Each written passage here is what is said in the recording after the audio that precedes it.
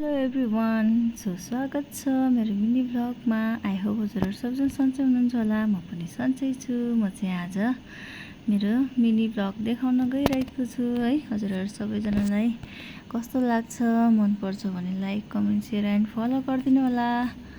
अनि मन पर्दैन भने मेरो केही भन्नु केही छैन साथीहरू है। भर्खर सानो सानो कन्टेन्ट क्रिएटर हो म। अनि भिडियोहरू कुनै अब कस्तो हुन्छ हैन, राम्रो नराम्रो अब मलाई त्यति थाहा छैन साथीहरू है। जस्तो पाए त्यस्तै बनाएर जे पाए त्यही बोलेर हालिरहेको हुन्छ है। अब हजुरहरूको सल्लाह सुझाव कस्तो हुन्छ हैन, दिन सक्नुहुनेछ। म चाहिँ आज कोदोको बिउ राख्नुलाई है कोदो चुट्दैछु है। अब चाहिँ हाम्रो समय भएको छ कोदोको बिउ राख्ने।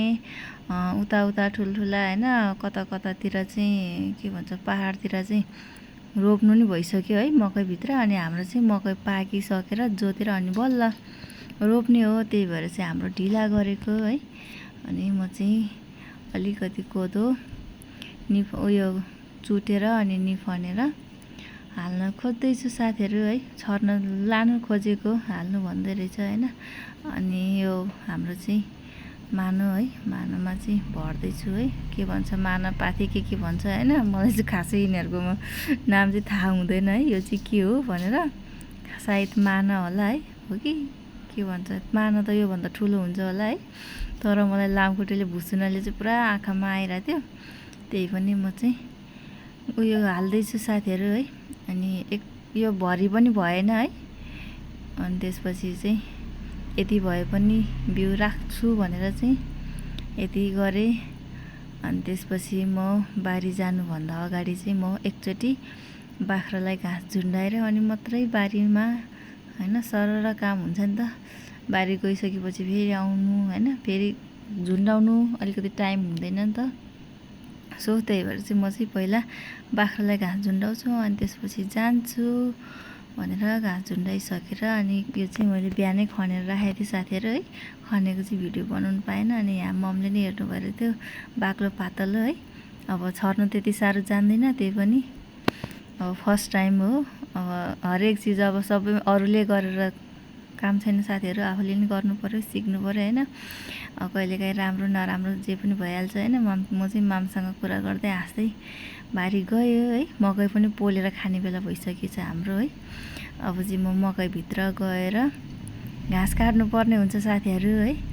अनि हाम्रो चाहिँ पुरा घाँस मकैमा चाहिँ हैन, घाँस पनि थियो, मकै पनि यस्तो रातै भएर मरिरहेछ कि साथीहरू है। अब त्यो मकैको घाँस अनि भित्रको त्यो घाँसहरू सबै काटेर चाहिँ अब लानु खोजेको बाख्रालाई। के कारणले मर्यो है त्यो चाहिँ मलाई थाहा भएन। अब वस्तु भाउ पशु पन्छी मान्छेहरूलाई चाहिँ रोग लाग्छ है। तर मकैलाई पनि रोग लाग्ने रहेछ भनेर मैले फर्स्ट टाइम थाहा पाएँ साथीहरू है। के रोग लागेको के हो कसो हो मलाई केही पनि थाहा छैन। मकै लगाएर अब यत्रो बुढी भइसक्यो है। अब सानैदेखि नै देखिरहेको हुन्छ नि त हाम्रो घर गाउँतिर त।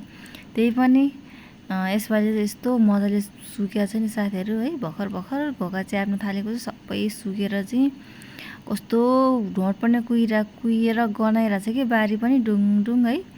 अनि त्यही पनि अब घाँस अलिअलि उयो भयो भने बाख्राले खान्छ भनेर मैले चाहिँ घाँस काट्दैछु। अब काट्दै जाँदाखेरि त पुरा बारी नै नाङ्गै हुँदैछ है। अब मकै कति फल्ने हो थाहा छैन। अब दुःख मेहनत गरेर है सानैबाट अब कति मेहनत हुन्छ यसमा मकै लाउनलाई। अब सुरुमा अब जोत्नु पर्यो, त्यसपछि मल लगेर है बस्तुको मल छरेर हाल्नु पर्यो। अनि त्यसपछि फेरि मकै रोप्नु पर्यो, त्यसलाई फेरि मल हाल्नु पर्यो। अनेक थरी कति छ नि दुःख कति छ हैन। तीन पाथीको दुःख गरे पनि लास्टमा यस्तो हुँदा चाहिँ एकदमै मनै कस्तो खल्लो लाग्दो रहेछ। सबै आधी जस्तै मरेको छ के। अब के गर्नु है। अब यस्तै भइहाल्यो। अब त्यही पनि घाँसको भारी नै पुग्यो मेरो है। अब चाहिँ म घाँस बोकेर घरमा जान्छु। हस् त, मेरो चाहिँ भिडियो यतिलाई है।